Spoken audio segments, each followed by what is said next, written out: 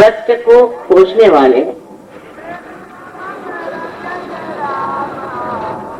आप सभी साधकों को हमारा प्रणाम।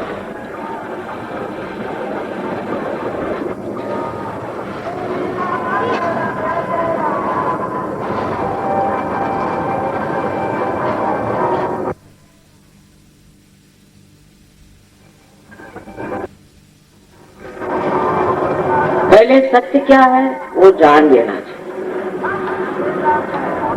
क्योंकि सत्य है वही वो अडिग है। उसका हम वर्णन नहीं कर सकते, उस पर कोई वाद विवाद नहीं कर सकते, और जब तक उसका अनुभव नहीं होता है उसे हम जान भी नहीं सकते।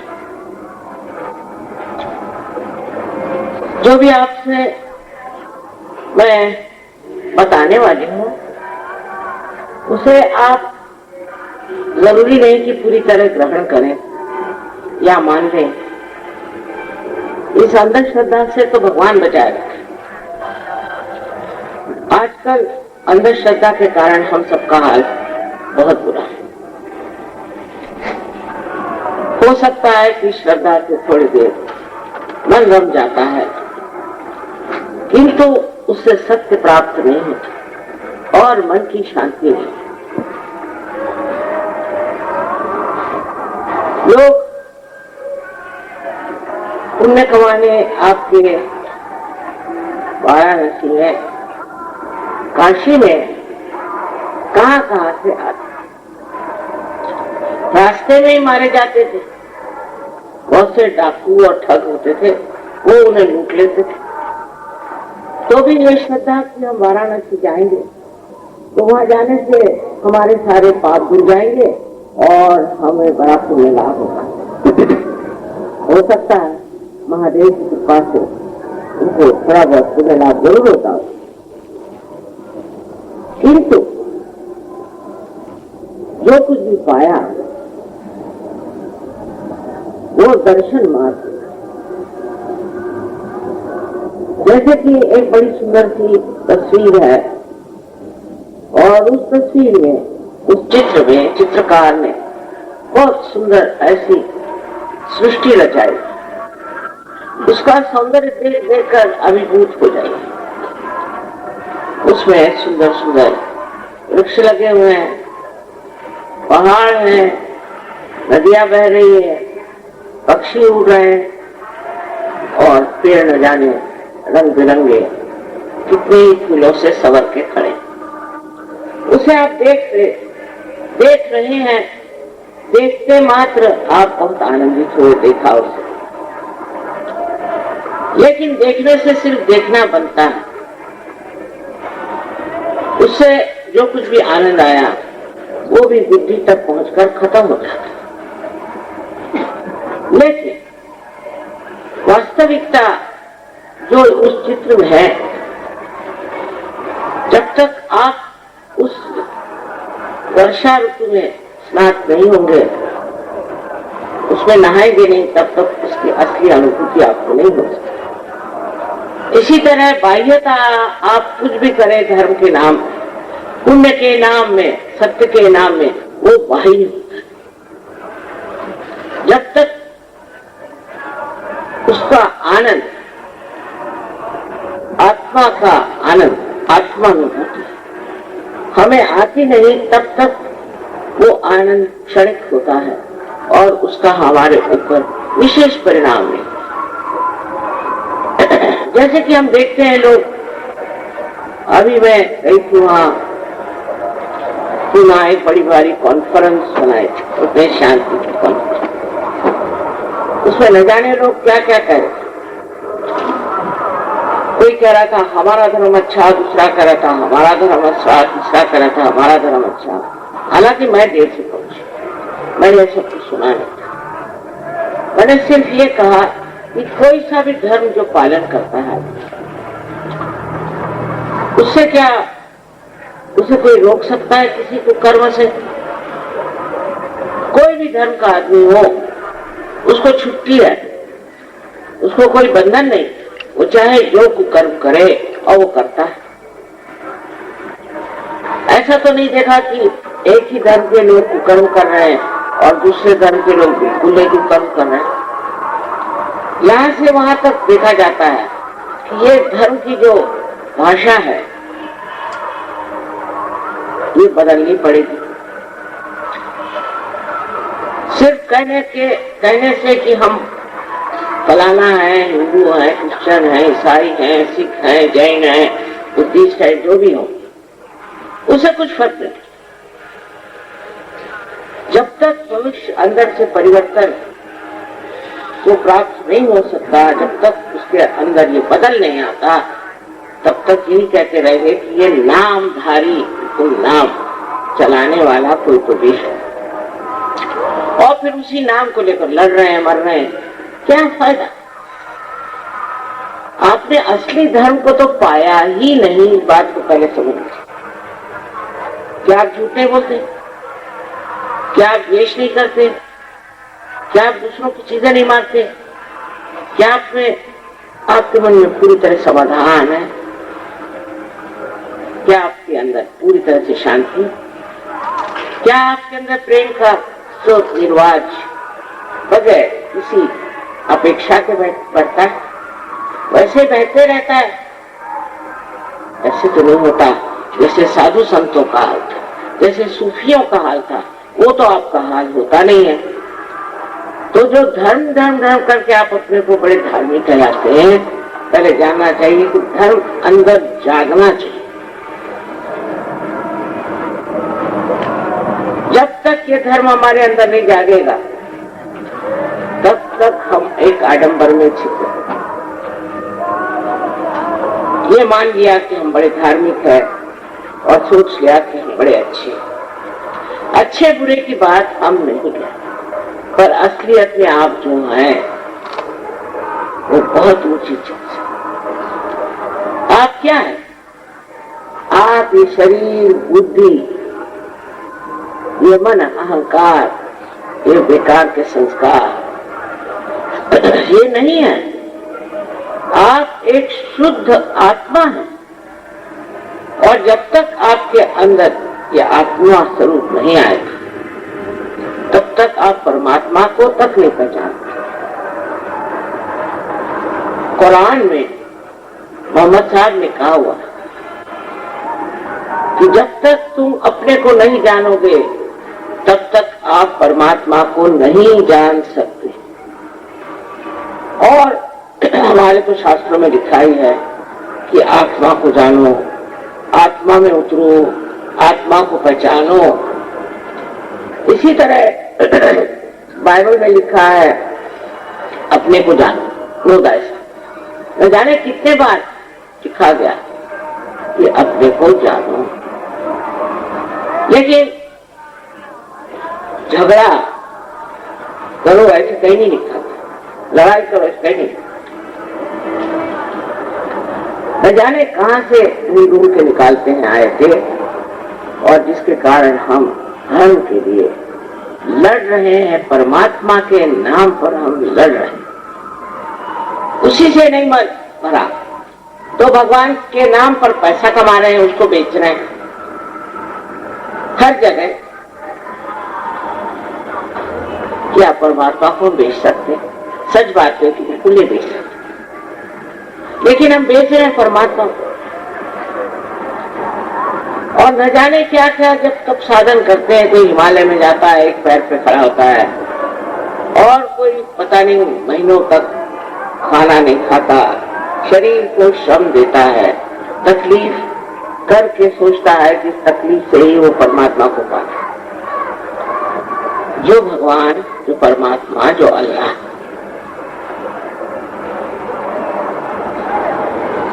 जो एक परम पिता परमेश्वर है, वो आपके पिता से कहीं अधिक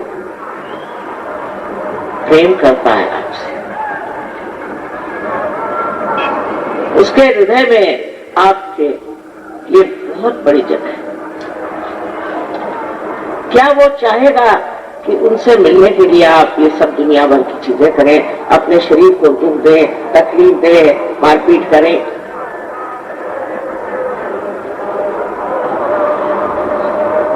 ऐसी ऐसी अजीब अजीब बातें पता नहीं कैसे बना दी गई। मैं देखती हूँ, हैरान होती, इसकी क्या जरूरत है भाई। लेकिन लोग ऐसी सब अघोरी प्रणाली चलाने में बहुत होशियार। किससे कह दीजिए कितनी उंगली काट के तुम महादेव को दे दो तो महादेव खुश हो जाएंगे, फौरन उंगलियां सबकी कर जाए। क्या आपने महादेव से पूछा है क्या? क्या आपने परमात्मा से पूछा है? इस तरह की अपनी ताड़ना, अपना छल, अपने को तकलीफ दे करके परमात्मा नहीं। उसी प्रकार दूसरों को छल के, दूसरों को मार के, दूसरों को ये करके भी परमात्मा कभी नहीं मिले।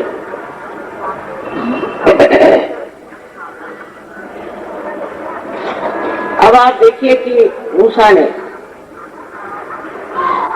जो कुछ लिख दिया तो खुद तो किसी ने लिखा ही नहीं, औरों ने उनके बारे में। तो उन्होंने कहा था कि ऐसा आने वाला है कोई। उसके बाद ईसा मसीह आए, उन्होंने मूसा की बात लिखी, बिल्कुल जैसे कोई उनके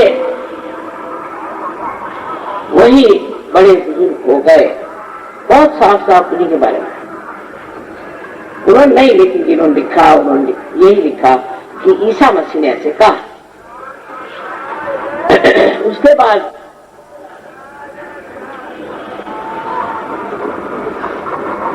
जो मोहम्मद साहब है, उन्होंने भी ईसा मसीह के बारे में लिखा बहुत ज्यादा।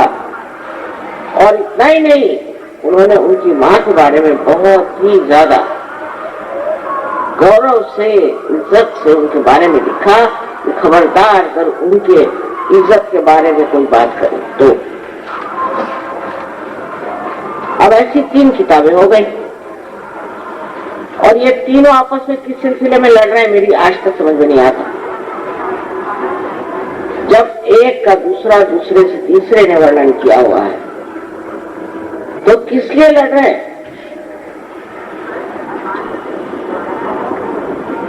उस स्वभाव ही लड़ने का है, किसी भी बात पर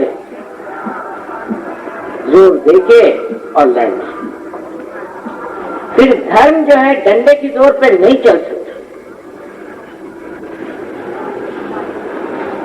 कि तू ये पाप करेगा तो तुझे ये दुख होगा, तू ये करेगा तो तुझे वो मिलेगा। ये सब बेकार की बात है। या तेरे हाथ पांव जला दिए जाएंगे, तेरी गर्दन काट दी जाएगी, ऐसा कह के कोई अगर धर्म दे तो क्या वो धर्म हो सकता है? जब धर्म प्रेम का ही एक आविर्भाव, प्रेम से ही धर्म तैयार। ये तो धर्म काय को चाहिए? जानवरों का धर्म है तो धर्म बंधे हुए हैं, पशुपतिनाथ उसको संभाले, सबके बंधे हुए। एक सांप होगा तो सांप रहेगा, एक बिच्छू होगा तो बिच्छू होगा। इंसान में तो आपको सभी के सब मिल सकते हैं और पता ही नहीं चले कभी कौन बच गए। इस तरह से मनुष्य विचलित हो गया और किस चीज से क्या प्राप्त होगा। जब हम अपने देश की ओर नजर डालते हैं तो समझ में नहीं आता कि क्या हो गया दुनिया में और वो देशभक्ति कहां चली गई, जिसके पीछे में हजारों गर्दनें कट गई, चाहे वो हिंदू थे, मुसलमान थे, चाहे सिख थे, ईसाई थे। आज वो लोग गए कहां और ये सारे भूत कहां से आ गए? कहां से चुन चुन के ये राक्षसी प्रवृत्ति के लोग जो सिर्फ पैसा चाहते हैं कैसे आते? क्या वजह? इसकी वजह क्या? इसकी वजह यह है कि जो उनको चुनते हैं उन्हीं को समझ नहीं किसको चुनना चाहिए। उन्हीं में शक्ति नहीं किसी को चुनना चाहिए। 5 रुपए दे दिया तो वोट दे दिया, शक्तिहीन देश पे और कौन राज कर सकता है सिवाय राक्षसों। इसलिए हमें शक्तिशाली प्यार की शक्ति से हमें फल है और बहुत आसान है। आपने सुना ही है कि आपके अंदर कुंडलिनी नाम की शक्ति, कुरान में इसे असस कहा गया है। और कुरान पढ़ता कौन है? मुल्ला तक तो पढ़ते नहीं। और बाइबल में भी कहा हुआ है कि ऐसी शक्ति हमारे अंदर है और जब ये जागेगी तो चारों तरफ फैली हुई इस चैतन्य शक्ति से एकाकारिता आएगी। चारों तरफ फैली हुई ये परमात्मा के प्रेम की शक्ति जिसे हम रूप है, उसे एक उसी वक्त कहना चाहिए कि हमारा परिवर्तन शुरू हो गया। और ये एक जीवित क्रिया है, जीवंत क्रिया है। अगर आप एक बीज को मां के उदर में डाल दें तो वो पनप जाता है, उसमें अंकुर आ जाते हैं, उसके सामने कोई सर के बल खड़ा होने की जरूरत नहीं।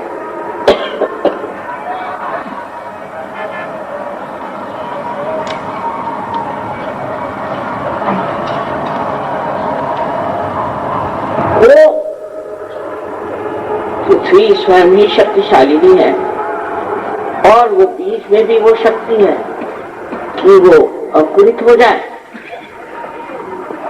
उसके लिए कोई भी विशेष प्रयत्न करने की जरूरत है। इसी प्रकार आपके अंदर भी ये शक्ति है, वो बनी हुई बैठी हुई वहां शक्ति है। वो फिर आप किसी भी जाति के हो, धर्म के हो, देश के हो, कौन सा आपका रंग हो, कुछ हो, वो सब आप इंसान के अंदर बसी हुई शक्ति। वो जानवरों में उतनी नहीं। आजकल बहुत चला है कि जानवर बचाओ इंसान मारो।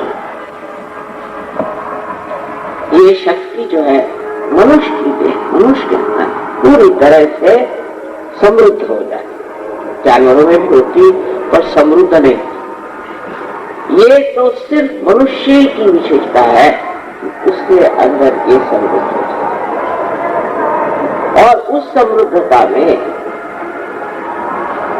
अगर कोई जानकार हो तो कुंडली का जागरण हो जाए।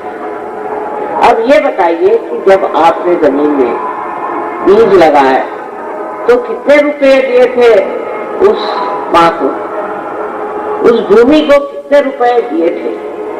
तो पहली तो बात ये जान लीजिए कि भगवान के नाम पर किसी को भी एक पैसा देना भी पाप। हाँ, और काम के लिए दे सकते हैं।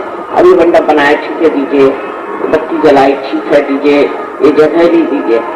लेकिन आध्यात्म अपने आत्मा स्वरूप में प्राप्त होने के लिए आप पैसा नहीं दे सकते। इसका मतलब ये है कि वो बिल्कुल व्यर्थ चीज। क्या यह जमीन जानती है पैसा क्या चीज है? या परमात्मा जानते हैं कि पैसा क्या चीज है? तो हम लोगों ने अपना सरदर्द बनाया हुआ। पर यही बात आप समझ लें कि कोई पैसा नहीं दे सकता। तो जितने भी गुरुघंटाल घूम रहे हैं वो सब अपनी अपनी जगह चले। ये समझ लें। और समझ ये है कि इसके अंदर ये जोत जल गई, वो आदमी ही बिरला, वो एक विशेष स्वरूप प्राण होते। कबीर के जमाने में कितने लोग हो गए, पर हम कबीर ही को क्यों याद कर? नानक के जमाने में कितने हो गए, पर हम नानक को ही क्यों मानते? इसी प्रकार महाराष्ट्र में भी बहुत बड़े बड़े संत साधु हो गए, उनको मारा, पीटा, सताया, उनको इतना छला है इन लोगों ने। इन धर्म मार्तंडों को जिनके चरणों में आप रहते हैं, इन पंडितों ने, इन मुल्लाओं ने, सबने इनको छला है और छल छल के इनको मारा है। ख्वाजा निजामुद्दीन साहब को देखिए, किसी की जिंदगी खोल के देख लीजिए कि जहां जहां सत्य की बात हुई आ गए डंडा मारने, क्योंकि इनके पेट पर पैर आता है। लेकिन ये जान लीजिए कि पैसे से काम नहीं। और दूसरा, आप अगर कोई ऐसा करेगा तो उसको करना पड़ेगा। विश्वेश्वर अब जाग गए और जब वो जाग जाते हैं, सोते रहे सोई अच्छे, और जब जाग गए तो न जाने कहां से कहां क्या कर। इसलिए ऐसे लोगों के पीछे जाना ये भी गलत चीज है। उससे अपनी भी हानि होती है, अपने बच्चों की भी हानि होती है, शरीर की हानि। अगर आपको कोई तकलीफ है तो आप ही उसको खुद ठीक कर सकते। इस कुंडलिनी के जागरण से अनेक चमत्कार आज घटित हुए। अब उनकी बात मैं नहीं करूंगी क्योंकि उसका अनुभव जब तक आपको नहीं आया बेकार है वो बात करना। लेकिन कुंडलिनी के जागरण से सबसे पहले तो आपकी शारीरिक विवेक तकलीफ हो जाए। शरीर में जब कोई व्यथा तो वो पूरी तरह से ठीक हो सकती है। अब कोई कोई की नहीं होती, ये जरूर है, लेकिन अधिकतर लोगों की शारीरिक व्यथाएं ठीक हो। आप कहेंगे कैसे? तो ये जो चक्र है जिसमें से कुंडलिनी निकलती है, यह हमारी शारीरिक, मानसिक, बौद्धिक और आध्यात्मिक जो जरूरतें हैं उनको पूरी करती है। और जब इनमें खराबी आ जाती है उसी से हम बीमार पड़ जाते हैं, हमें दिमाग जमा खर्च हो जाता है या हमारे दिमाग खराब हो जाते हैं या और तरह की भी जो तकलीफें इन्हीं चक्रों के वजह से। अब आप मनुष्य को देखें कि हर समय वो सोचते रहता है, चाहे पढ़ा लिखा हो चाहे नहीं हो, हर एक एडवर्टीजमेंट को देखते रहता है, अखबार को देखता रहता है, उससे भी चैन नहीं, फिर वो सोचता ही रहेगा। अरे क्या सोच रहे, सोचने की क्या जरूरत? जिस दिमाग से आप सोच रहे हैं वही एक बड़ा भारी झूठ। ये दिमाग आपने बनाया अपने अहंकार की वजह से और अपने संस्कारों की। इस दिमाग से परे गए बगैर आप उस चित्र में नहीं जा सकते जिसका मैं वर्णन कर रही हूं, और उसका आप अनुभव नहीं ले। इसलिए जरूरी है कि हमें इस चित्र से, इस मन से परे जाना, जहां कोई विचार नहीं। अब देखिए, इस वक्त आप अपने को सोचिए कि हम कहें आप वर्तमान में खड़े हो जाए, आप नहीं हो सकते। या तो आप भविष्य में रहते और या तो आप भूतकाल में। एक विचार उठेगा भूतकाल से, एक उठेगा भविष्य से, बस उसके ऊपर आप नाचते रहते हैं। जब कुंडलिनी का जागरण होता है तो ये विचार ऐसे लंबे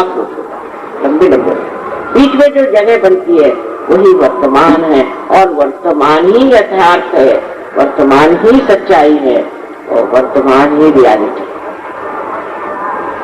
जब आप निराकारिता में आते एकदम, तब आपके अंदर शांति प्रस्थापित होती है। आप शांत, मुझे कहना नहीं पड़ेगा, आप शांत होकर के देखते हैं। अब देखना मात्र बनता है। जैसे कि एक भीड़ से निकल के आप पहाड़ी पर चले जाएं तो वहां से आप देख रहे हैं कि क्या क्या चल रहा है भीड़। अब आप भीड़ से घबराते।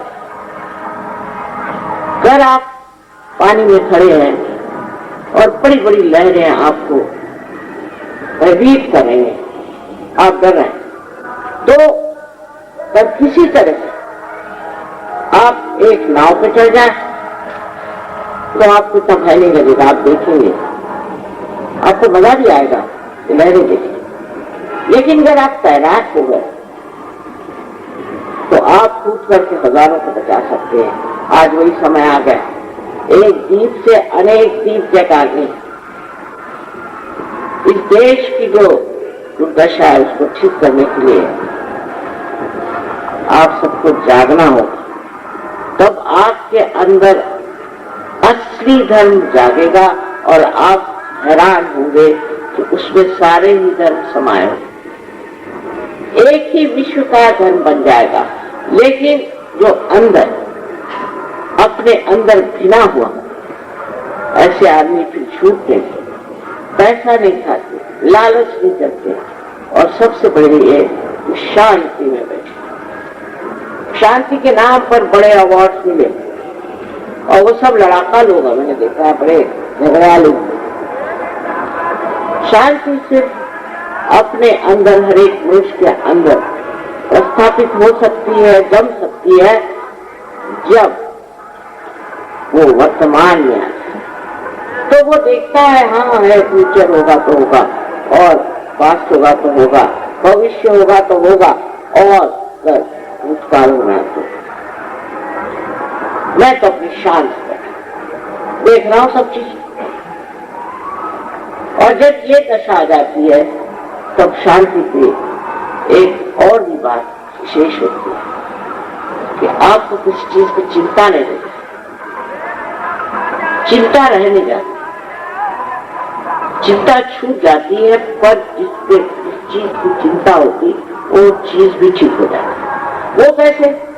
वो ऐसे कि आपका जो चित्त, आपका चित्त खुद ही प्रकाशित हो। जब आपका चित्त प्रकाशित हो जाता है और आपका चित्त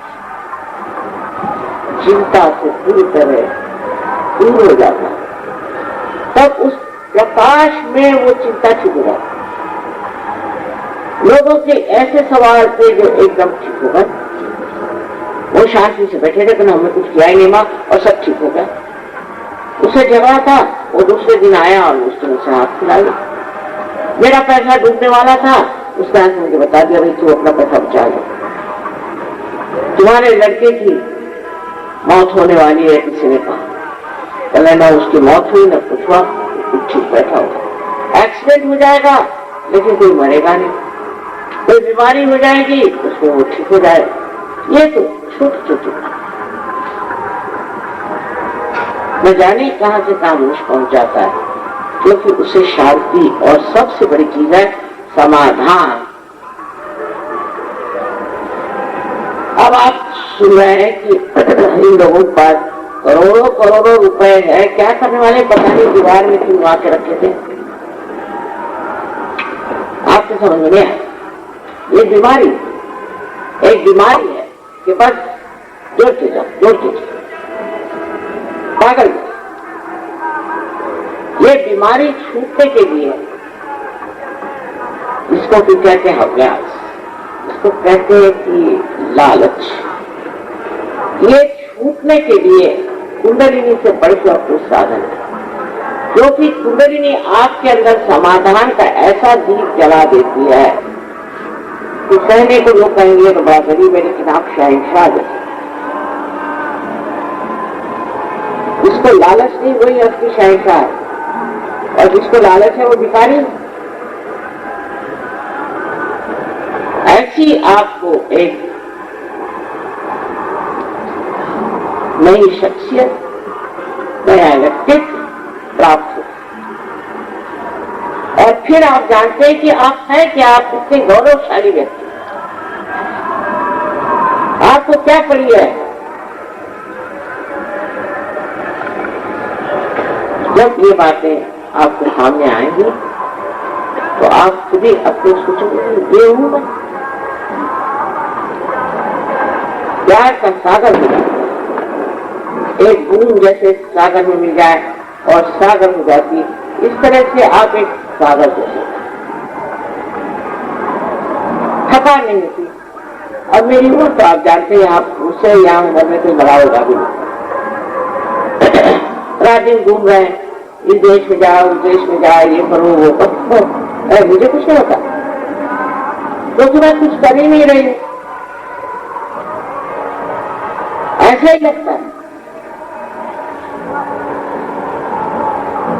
आपके अंदर जो जो खराबियां हैं, जिससे आप घृणा है, वो सब अपने आप बह जाती है और सुंदर कमल के पुष्प के जैसे आप गंदे सड़े हुए पानी से निकल के और सारे पानी को सुरक्षित कर देते। ये सब आपके अंदर है। ये धर्म भूमि है, मैं मानती हूँ। भारत एक योग भूमि है, मैं मानती हूँ। जो देश भारत को छोड़ के गए, मैं जानती थी उनकी हालत ठीक रहेगी, निपटारा वही हो रहा। पर तो भी योग भूमि जो है उसका प्रकाश फैलाने के लिए दीप जलने चाहिए। घर घर में, नगर नगर में, हर जगह जब ये दीप जलेंगे तो अंधकार पूरी तरह से दूर हो जाएगा और सत्य युग मेरे को सामने ही खड़ा हो। एक बात जरूर कहूं कि मैं जो देखती हूँ आप नहीं देख पाते। इसलिए कभी कभी लोगों को ऐसा भी लगता है कि माँ इतनी बातें कहती है तो माँ की आदत है, हम लोगों को बढ़ा चढ़ा देते। ये बात सच्चाई जो है वो ये है और यही आपको पाना है। आपके अंदर स्वयं ही ऐसी शक्ति आ जाएगी कि आप लोगों को जागरूक कर सकते। महाराष्ट्र में एक सज्जन थे, उन्होंने 4000 लोगों की जागृति कर 1 महीने के अंदर। और देखिए वो 4000 आज जम गए लोग, तो फिर मजा आता है। और यही तो हमारे रिश्तेदार हैं, यही तो हमारे अपने। एक आदमी को तकलीफ हो जाएगा तो सारे विश्व में हलचल मच जाती है और एक एक सहयोगी का नाम आप जान जाए, एक एक को आप पहचान लेंगे। इतना विशाल सहज का आंगन और उसमें सब आपस में एक। सब ये जो बेवकूफियां हैं इसके लिए लड़ रहे हैं, मर रहे हैं, इसको देख के हंसी आए। इतना ही नहीं, अपना जो समाज है, अपनी जो आसपास की जो बस्ती है जो बहुत ओछी छोटी बातों में उलझी हुई है, वो सब आपको समझ में आए और आप स्वयं ही नैतिक हो जाएंगे। मुझे कुछ कहना ही नहीं पड़ेगा, मैं कुछ भी नहीं कहती, मैं भी नहीं कहती शराब मत, मैं कुछ नहीं कहती। तो कहते ना जब हमारी गली में आएंगे तो देखेंगे, तो जब आप अपनी ही गली में जाएंगे तो ये कुंडलिनी जो है आपको ऐसी स्थिति में रिजल्ट दिखा देगी कि आप ही बदल जाए। हीरा जैसे तराश के वक्त ऐसी आपकी स्थिति है।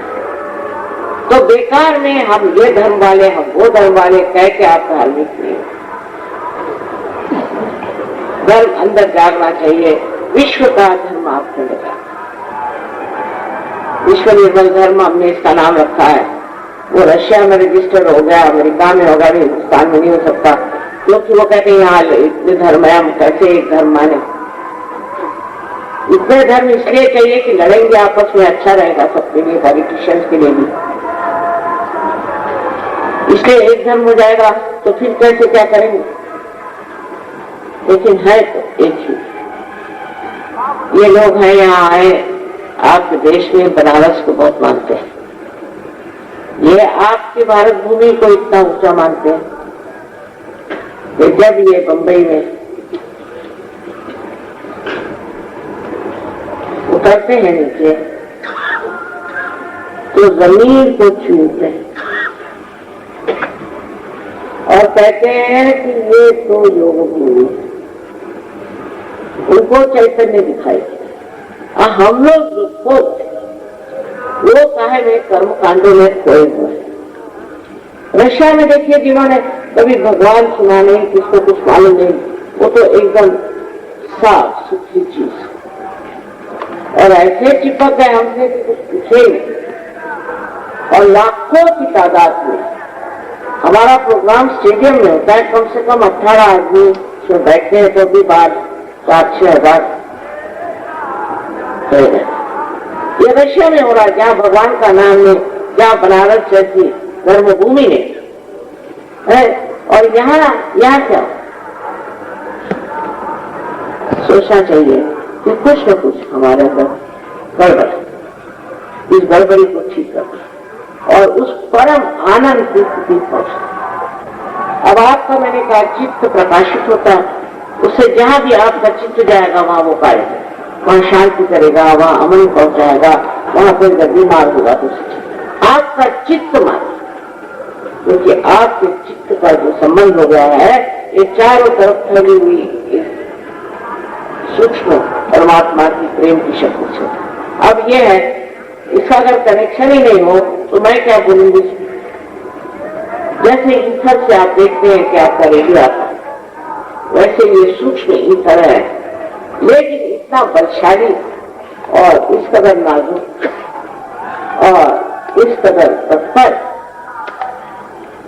कि आप हैरान हो जाते कार्य कैसे, ये किस तरह से चीज है,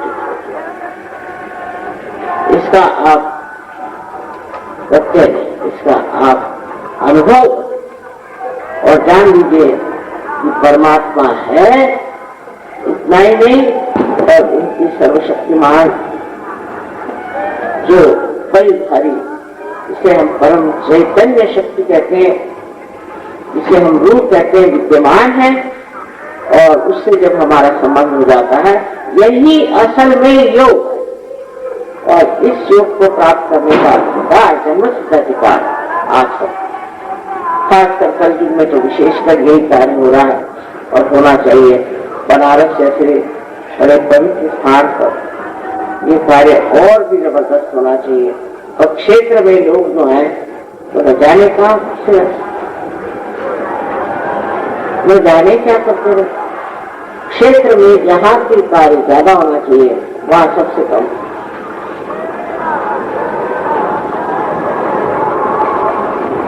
एक तो भय के कारण, एक तो आदत के कारण, और एक पूर्णतया अज्ञान के कारण फालतू चीजों में हम लोग अपना समय बर्बाद करें। इसकी कोई जरूरत। हमारे यहाँ बड़े अच्छे अच्छे सेंटर्स हैं, बहुत अच्छे सहयोगी हैं, उनसे आप सब जान सकते हैं। पहले अंकुरित होते हैं, फिर उसके वृक्ष बनते। आपको भी उत्तम उत्तम वृक्ष बने। ये लोग यहाँ क्यों आए? क्योंकि ये सोचते हैं यहाँ सब बड़े साधु संत रहते, और ये भूमि जो है विशेष। अब मैं इनसे तो सच बात कहती नहीं, लेकिन आप लोगों की क्षमताएं से ज्यादा है, मैं बताता, क्योंकि आप इस पवित्र भारत देश में हैं, बहुत आप विशेष, और आपको ये प्राप्त बहुत जल्दी होता है। इन लोगों को तो हाथ तोड़े हैं, आप लोगों को कोई मेहनत करनी नहीं, आप जानते ही नहीं कि आप हैं। यही बड़ा भारी अज्ञान आपका। एक बार अपने को जान लीजिए, फिर आप सबको जान लीजिए।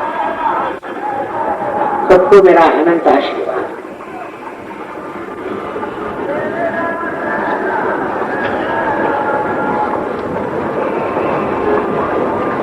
अब इस कार्य में 10 मिनट से ज्यादा नहीं लगता, लेकिन एक बात है, कोई मैं जबरदस्ती नहीं कर सकती। अगर आपका मन नहीं है तो आप कृपया चले जाइए, वही अच्छा रहेगा मेरे लिए और आपको। कृपया आप 10 मिनट से ज्यादा नहीं, लेकिन इतने 10 मिनट कम से कम शांति से बैठे।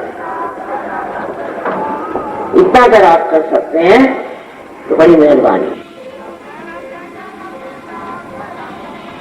दूसरी बात ये, आप तशरीफ करके सब आप बैठ जाइए, वो अच्छा रहेगा। बैठने से मैं भी किस भूमि की थी इस भूमि पर बैठे इसी से तो मुझे बड़ा फायदा होने वाला है। लेकिन जो लोग कुर्सी पर भी बैठे वो सिर्फ पैर से अपने जूते हटा लें और सभी लोग जूते हटा के बैठे थे। जब हम इंग्लैंड में पहली मरतबा कहा लोगों से कि आप जूते हटाइए तो आधे लोग तो उसको चले गए, इससे वो जूतों से चिपके थे, वो आज कहां से कहां पहुंचे।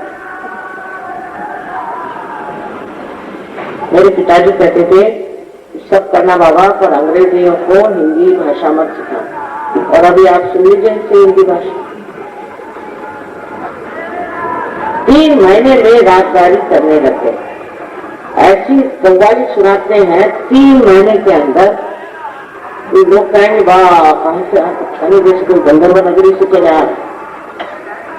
ये सहयोग से लाभ हो जाता है कि मनुष्य में अनेक गुण जो उसके छिपे हुए हैं वो सामने आए। जिन्होंने कभी एक पंक्ति भी नहीं लिखी वो कविताओं पे कविताएं लिख रहे हैं, जिन्होंने कभी भाषण नहीं दिया, जो कभी स्टेज पर नहीं आया वो भाषण दे रहे हैं। आपसी प्यार एक कर बात हमारे प्रोग्राम में 65 देशों से प्यार को ज्यादा 70 देशों से लोग आते हैं, कभी कोई झगड़ा नहीं, कोई वाद विवाद नहीं। हाँ मजाक काफी चलता, वो तो होना चाहिए दोस्तों में। और नहीं सुना ये कि उसकी बीवी उसके साथ भाग गई, उसकी लड़की से, ऐसा कभी होता ही नहीं है, सवाल ही नहीं।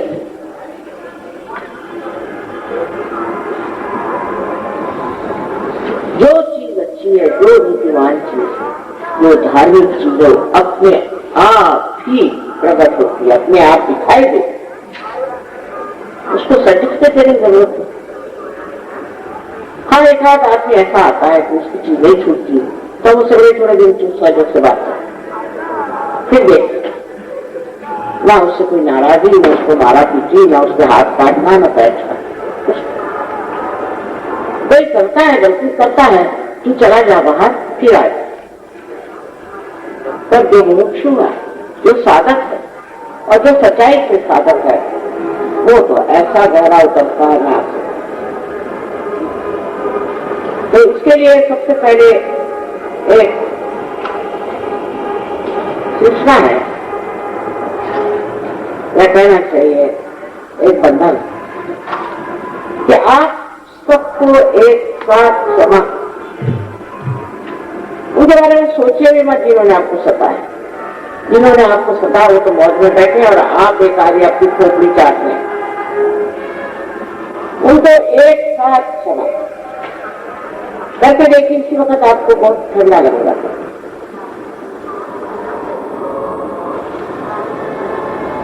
फिर दूसरी बात है, कहीं भी जाए आप, मंदिर में जाओ, मस्जिद में जाओ, चाहे क्षेत्र में जाओ, कहीं वो यही बताएंगे तुम्हें ये पाप, तू पाप।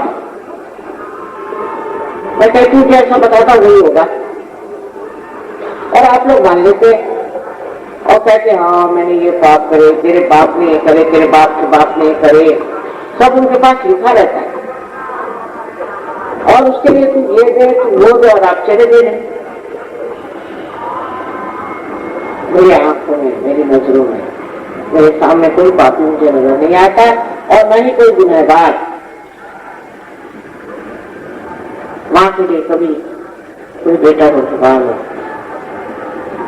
इसलिए मेहरबानी से आप ये भी कहें कि मैंने अपने को भी क्षमा कर दिया। जो हो गया सो ठीक है, कोई गलती हो गई होती, मैं नहीं कहती, लेकिन उस वक्त उसको ठीक ठाक करना था। अब उसके लिए क्यों रोते बैठे हो भाई?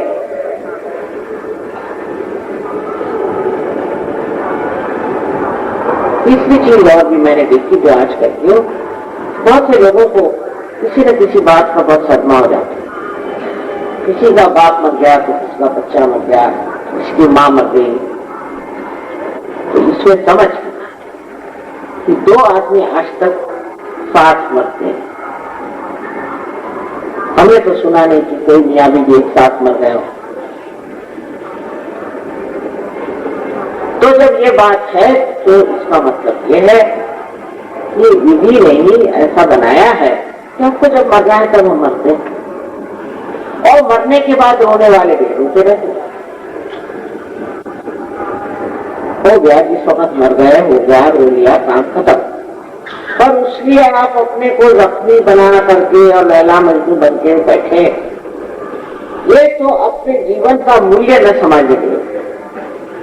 आप क्या इसीलिए बने हैं कि आप रोते बैठे रहे? मैं तो आपके सामने आनंद के सागर की बात कर रही हूँ। हाँ, तो वो भी चीज को भुला देना चाहिए। वो बीत गई सो बीत गई, अब वो उससे कुछ आपको फायदा नहीं। ये तीसरी बात मैंने देखी हिंदुस्तान में बड़ी जबरदस्त, खासकर औरतें जब उनका पति मर गया तो हो गया कल्याण, विधवा हो जाती। आदमी लोग नहीं होते विधवा हिंदुस्तान में, सिर्फ औरतें।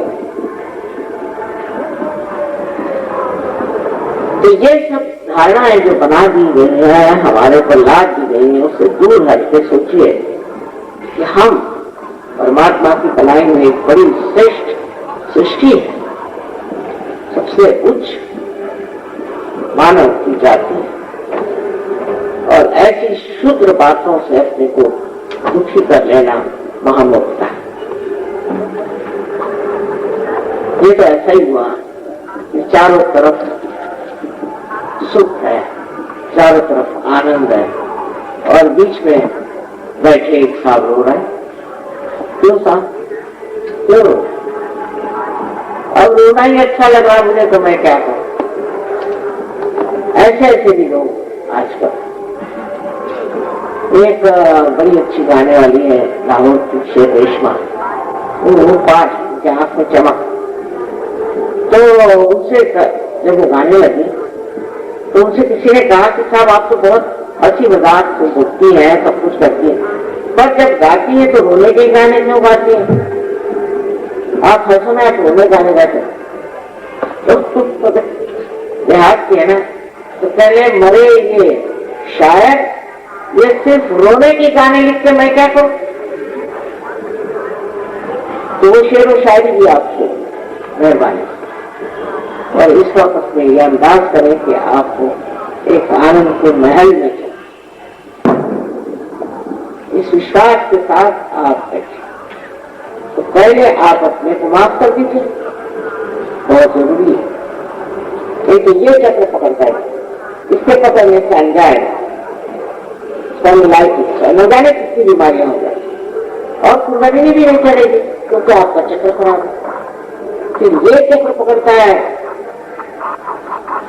जब आप दूसरों को माफ करते। अब ये ऐसा है, ये चक्र पकड़ा, ये खुद ही नहीं सकता जब तक आप माफ कर दो। जैसे आप माफ करते हो खुल जाओ, इसलिए आप सबको एक बार मेरे कहने से माफ करो। मां मैंने सबको माफ कर दिया, अपने मन में कह दीजिए, हो गया। देखिए कितना आसान होता।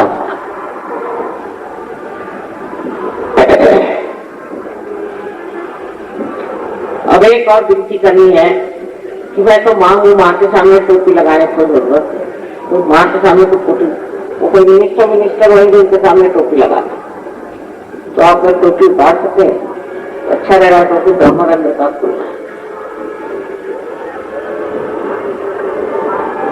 और नहीं भी उतार सकते कोई बात नहीं, और उतारने तो अच्छा है। कोई भी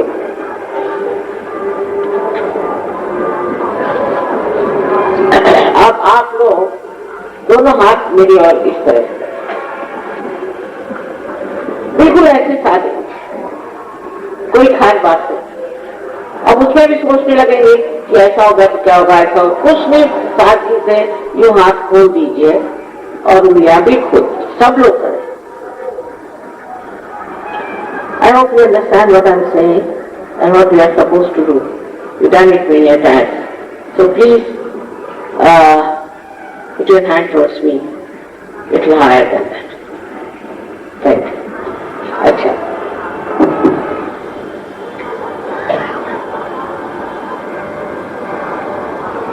अब लेफ्ट हैंड, मैं इसे लेफ्ट राइट कहती थी। हिंदी भाषा जो है वो न जाने किस तरह से लेफ्ट और राइट को अलग अलग लोग कहते हैं, इसलिए लेफ्ट हैंड मेरी तरफ है और सर झुका के राइट हैंड से देखें कि ये जो तालू भाग है, जो कि एक नरम सी हड्डी है, उसके ऊपर अधर अपना राइट हैंड पहले सर झुकाई और राइट हैंड उसके ऊपर कुछ ऊपर कुछ नीचे, जहां भी देखिए कि ठंडी या गर्म हवा उसमें से आ रही है।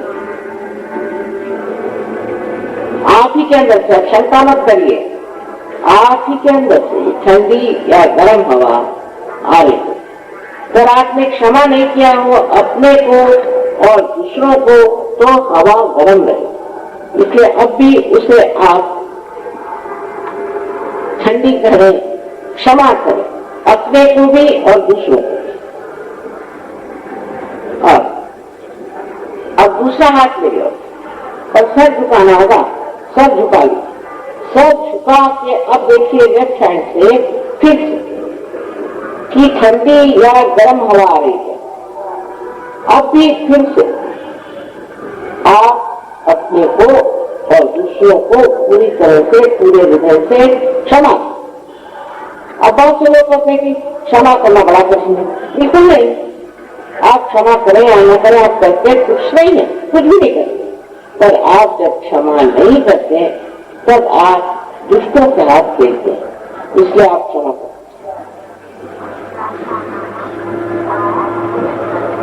अब एक बार आखिरी बार फिर से लेफ्ट हैंड मेरी ओर करें और राइट हैंड सर करें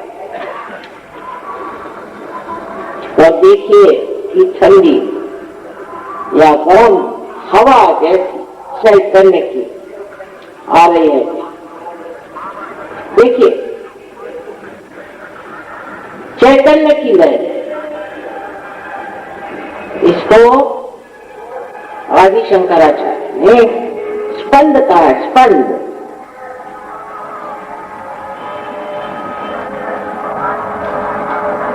यही वो शक्ति है, जान लीजिए। इसे मैं कुंडली नहीं कहती हूं, वो आपके तालू से निकलते हैं। अब आप दोनों हाथ मेरे और ऐसे इस तरह से मेरे और please put your hands for speech, both the hands please. और अब मेरी ओर देखिए, मेरे ओर देखिए और सोचिए। देखिए आप कर सकते हैं क्या? बिल्कुल नहीं सोचिए।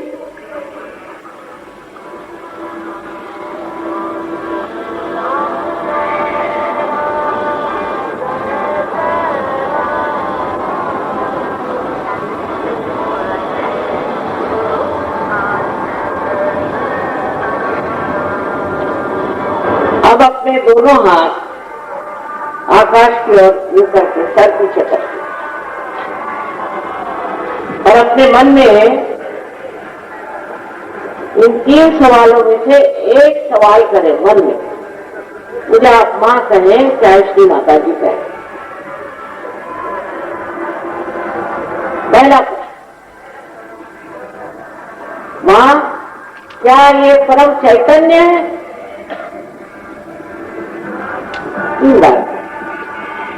या दूसरा प्रश्न, मां क्या ये परमात्मा की प्रेम शक्ति है?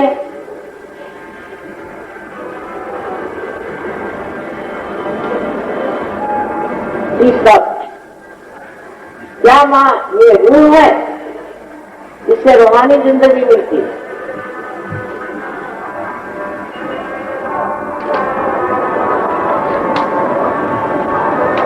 अब हाथ पीछे करें और फिर से दोनों हाथ मेरे ओर करें और न सोचिए। Please put both your hands towards me and don't think.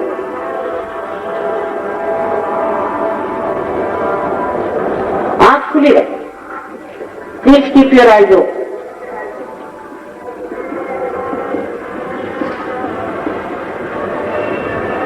अब जिन लोगों के उंगलियों में हथेली में या ब्रह्मरंध्र से, तालु से ठंडी या गर्म हवा आई हो, ऐसे सब लोग दोनों हाथ ऊपर करें। Please raise your hands who have felt the cold breeze. यह है ना बनारस और महादेव की कृपा, अनंत आशीर्वाद है आप सबको, सबको अनंत आशीर्वाद है। आप सब हो गए साधु। कहत कबीर आनंद भयो, बहुत आनंद की बात है। अब इसको फैलाना है चारों तरफ, बनारस में भी, वाराणसी में और इसके चारों तरफ इसको फैलाना है। बहुत आसान है, मनुष्य बहुत प्रक्षुब्ध है, बहुत अशांत है, बहुत तकलीफ में है। परमात्मा की प्रेम की शक्ति संसार में जब कार्यान्वित होगी तो हमारे सारे ही प्रश्न ठीक हो जाएंगे। सबको हमारा आनंद आशीर्वाद।